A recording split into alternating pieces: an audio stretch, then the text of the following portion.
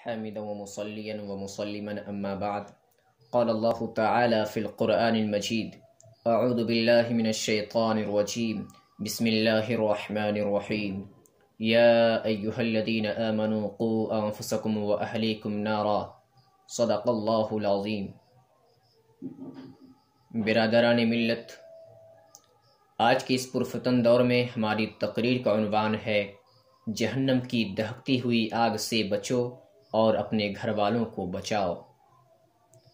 حضرات گرامی، اللہ تبارک و تعالی اپنی کتاب قرآن پاک کے ذریعے اپنے بندوں سے خطاب فرما رہے ہیں، یا ایہا الذین آمنوا قوا انفسکم واہلیکم نارا، کہ اے ایمان والو اپنے آپ کو اور اپنے گھر والوں کو جہنم کی آگ سے بچاؤ۔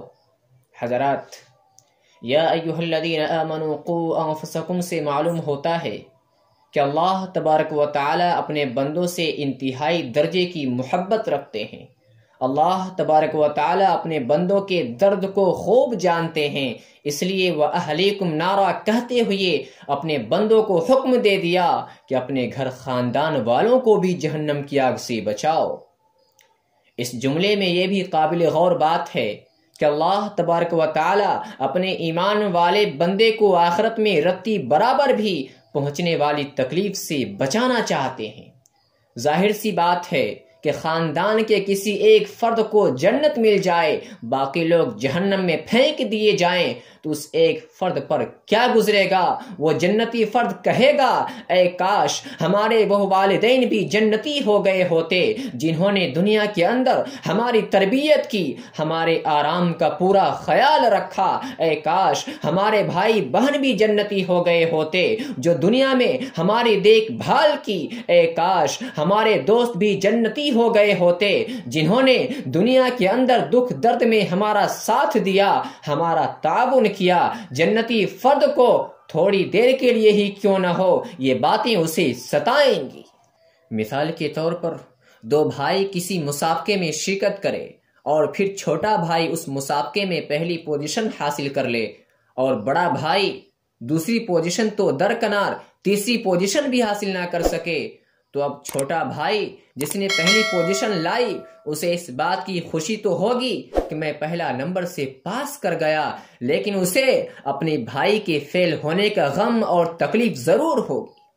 اسی طرح ایک جنتی فرد کو اپنے جہنمی والدین کی فکر ہوگی، اپنے جہنمی بھائی بہن کا درد ہوگا، اپنے خاندان والوں کے جہنمی ہونے کا دکھ ہوگا، اور اپنے جہنمی دوستوں کے سلسلے میں اسے فکر لاحق ہوگی۔ افسوس صد افسوس آج کے مسلمانوں پر کہ وہ اپنے گھر خاندان والوں کو جہنم کی دہکتی ہوئی آگ سے بچانے کی کیا فکر لیں گے، وہ تو اپنی بھی فکر نہیں کرتے۔ کیا مسلمان یہ سمجھتا ہے کہ موت اسے نہیں چھو سکے گی؟ اے مسلمانوں، ذرا بتاؤ، کیا موت نے کسی کو ایک لمحہ کی بھی مہلت دی ہے؟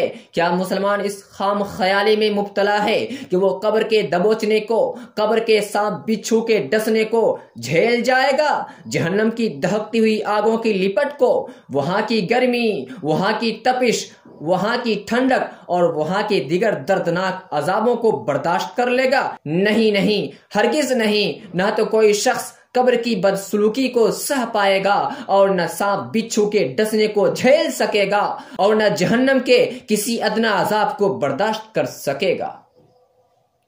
ذرا غور کیجئے کہ جو انسان دنیا میں مچھر اور مکھی کے کاٹنے پر اچھل پڑتا ہے وہ قبر کے خطرناک سانپ بچھو کے ڈنک کی تکلیف کو کیسے سہ لے گا؟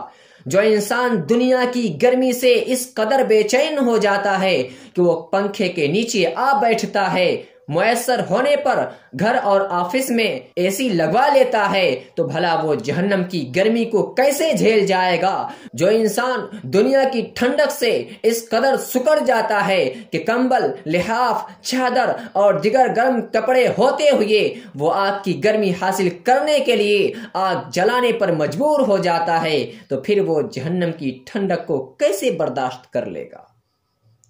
لہذا ابھی بھی موقع ہے کہ یا ایہا الذین آمنوا قوا انفسکم واہلیکم نارا کو سامنے رکھتے ہوئے خود کو اور اپنے گھر والوں کو جہنم کی دہکتی ہوئی آگ سے بچانے کی فکر کریں اور وہ اس طرح ہوگا کہ خود بھی گناہ سے بچیں اور اپنے گھر خاندان کے لوگوں کو بھی گناہ سے بچانے کی سوچیں، خود بھی نمازوں کا پابند بنیں اور اپنے گھر والوں کو بھی پابند بنائیں، خود بھی اللہ تبارک و تعالیٰ کے احکام اور رسول اللہ صلی اللہ علیہ وسلم کے فرمودات پر عمل پیرا ہوں اور اپنے گھر والوں کو بھی عمل کرنے کی تلقین کریں۔ دعا کیجئے کہ اللہ رب العزت ہم سب کو اور تمام مسلمانان عالم کو خود جہنم سے بچنے اور اپنوں کو بچانے کا فکر مند بنائے۔ آمین۔ وآخر دعوانا ان الحمد للہ رب العالمین۔